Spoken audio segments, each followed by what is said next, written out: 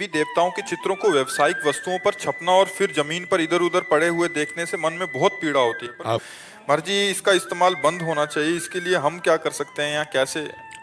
हम प्रयोग ना करें, बस हम इतना कर सकते हैं कि ऐसे थैलों का, ऐसी वस्तुओं का या ब्याह के कार्डों में हम इनका प्रयोग ना करें। ब्याह का कार्ड है तो सीधे लड़की लड़का का नाम, ब्याह की तिथि दिनांक, बस हो गया का ब्याह। ऐसा या सिया राम जी का ऐसा नहीं, क्योंकि वो कार्ड को कार्ड की तरह ही प्रयोग किया जाता है, फिर बाद में फेंक दिया जाता है।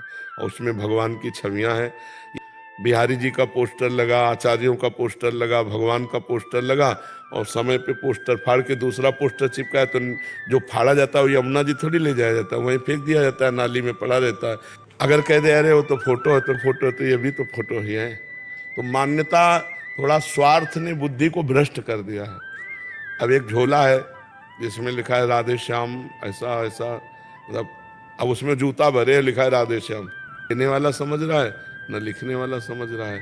बहुत तरह से ऐसे छपाए जा रहे हैं नाम और सब। ये लोगों को भी थोड़ा सावधान रहना चाहिए कि हम लोग उतना ही छवि लें जिसका आदर कर सके।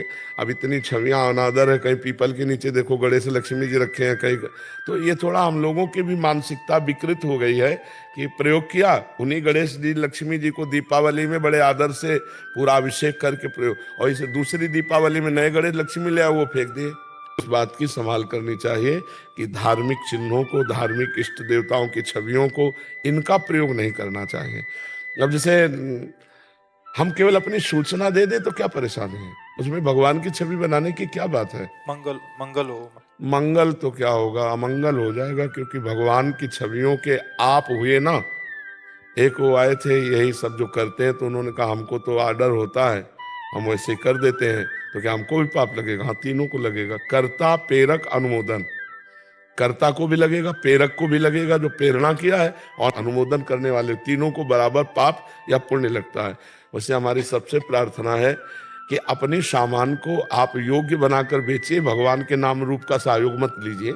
आपको निमंत्रण कार्ड में है तो अपनी अच्छी से अच्छी शब्दावली प्रयोग कीजिए और सूचना दे दीजिए, उसमें भगवान के रूपों को मत छापिए। आपको अपनी कथा वार्ता का प्रोग्राम का देना है तो आप अपना रूप दे दीजिए और अच्छे से अच्छे शब्दावली में सूचित कर दीजिए। अपने इष्ट गुरु और भगवान के रूपों को मत छापिए, नहीं बाद में पोस्टर फाड़कर नालियों में ही गिरते हैं, जिससे आपकी बुद्धि भ्रष्ट होगी। आपकी बुद्धि भ्रष्ट होगी, उसका प्रभाव आपके ऊपर जाएगा। तो समाज का परिवर्तन क्यों नहीं हो रहा?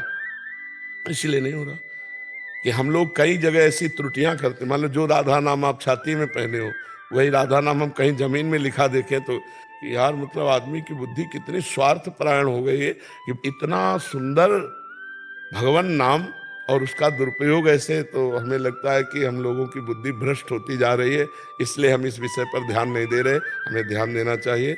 सुधार में बुलाने के लिए राम कुमार, कृष्ण कुमार, राधा माधव, जो भी नाम है, ये पवित्र नाम जो है लिखा पढ़ी मैंने। स्कूल वाले दूसरे नाम होते थे, उन नामों को, अब जैसे मान लो राम, सिया राम, सीताराम नाम है उसका, अब अरे सीताराम बुलाया तो हमारी वाणी तो पवित्र हुई।